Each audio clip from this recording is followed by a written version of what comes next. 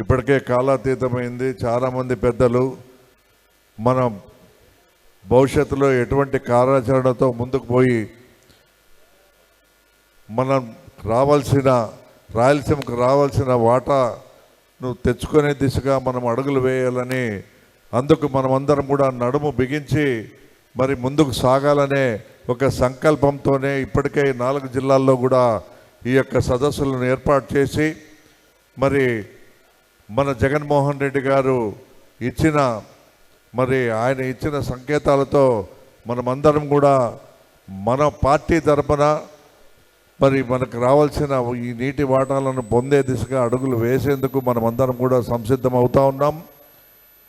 చాలామంది పెద్దలు మాట్లాడుతూ ఇప్పటికే చెప్పారు, మనకు రావాల్సిన వాటాలే సక్రమంగా రానప్పుడు ఉన్న వాటాలను కూడా వచ్చే నీటిని కూడా అడ్డుకునే దిశగా ఈరోజు తెలంగాణ ప్రభుత్వం పోతిరెడ్డి ఎత్తిపోతల పథకాన్ని మరి వాళ్లకు అనుకూలంగా మలుచుకొని తీసుకువెళ్తూ ఉంటే డైరెక్ట్గా అసెంబ్లీలో మరి చంద్రబాబు నాయుడు గారిని ఒప్పించి నేను ఈ యొక్క విషయాన్ని మరి ఆ కార్యక్రమాన్ని ముందుకు తీసుకుపోతానని డైరెక్ట్గా అసెంబ్లీ సాక్షిగా చెప్పినా కూడా ఈరోజు మన కర్మ ఏమో రాయలసీమ నుంచి 4 సార్లు ముఖ్యమంత్రి అయిన చంద్రబాబు నాయుడు గారు రాయలసీమ పైన మరి సీతకన్ను పెట్టినట్టు ఎక్కడ కూడా రాయలసీమకు 1% కూడా న్యాయం జరగకుండా మనకు రావాల్సిన ప్రతి ఒక్క విషయంలోనూ ఆయన మనకు అన్యాయం చేస్తూ ముందుకు పోతా ఉన్న విషయం మనందరికీ తెలుసు.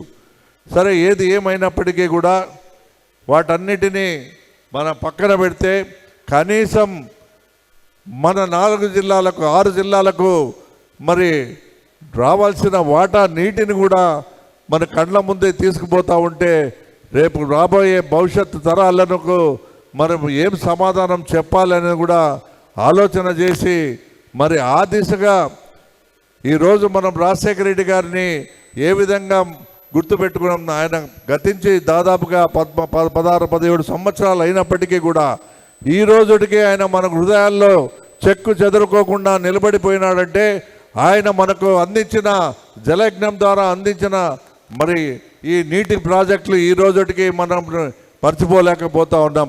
రేపు భవిష్యత్తు తరాలకు కూడా అటువంటి మరి మన పిల్లలకు కూడా భవిష్యత్తునిచ్చే విధంగా మన పోరాటాన్ని ఉధృతం చేసి మరి ప్రతి గ్రామానికి ప్రతి వీధికి ఈ కార్యక్రమానికి తీసుకువెళ్ళి రాబోయే తరాలకు మనం బాసటగా నిలిచాల్సిన బాధ్యత మనమందరిపైన ఉంది.